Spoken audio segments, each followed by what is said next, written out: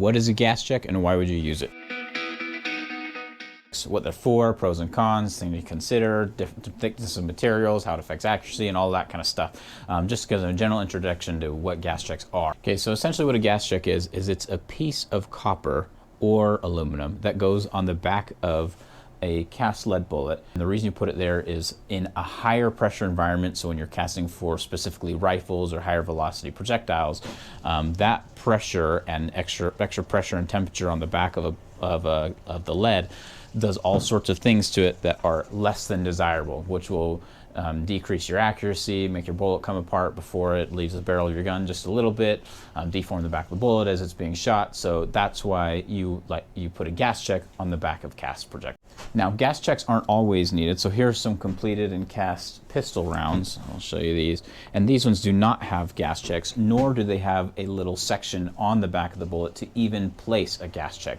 Because pistol pressures and velocities are so much lower, you don't need a gas check on the back pistol bullet. Okay, but you see on these Lee bullet charts, I'll put some here, a little indent on the back of the rifle projectiles, and that's specifically intended for a gas check. So here's some examples of some gas checks. These are ones that I just made, and then here's some bullets with the gas check on the back of it, and then here's some without. Those ones are kind of stuck together. Okay, here's another example of a gas check. These ones are done on out of aluminum.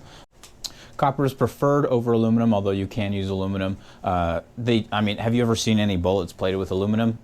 Or coat FMJs with aluminum? No, the answer is no.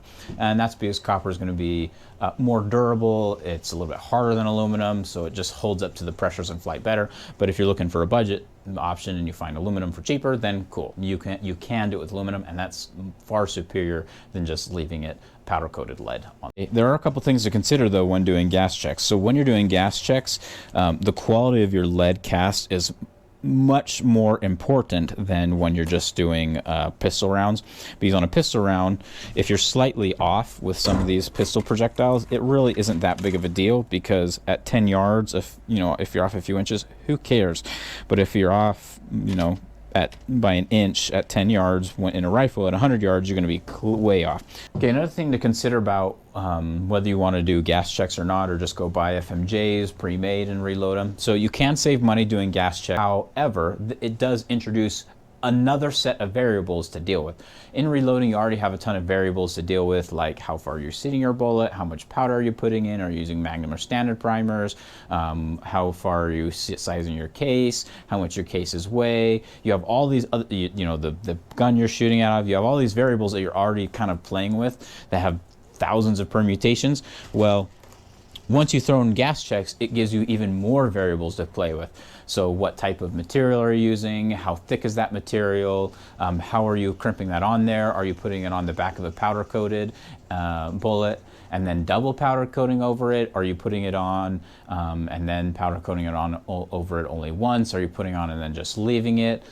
What are all these different permutations that you're doing? When you're putting a lead bullet, seating it into the casing for the first time, typically on an FMJ, if it's a little bit tight on a 223, it's like on the entrance of a 223, it doesn't really matter because the FMJ will just kind of push around it and that copper will hold up to it and it's fine. However, with a gas checked bullet, that's not quite the case.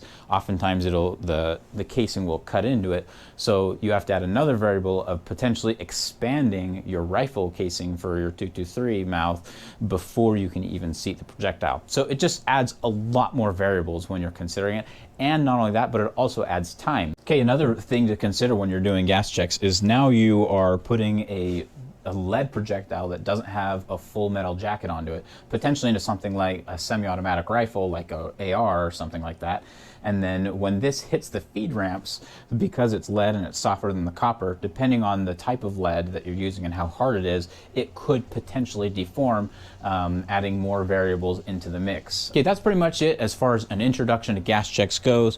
If you have any other questions on gas checks or any other tips or comments that you've done with gas checks before, or you just straight up think they're not worth your time, please put in the comment section below. As always, guys, thanks for watching. See you next time.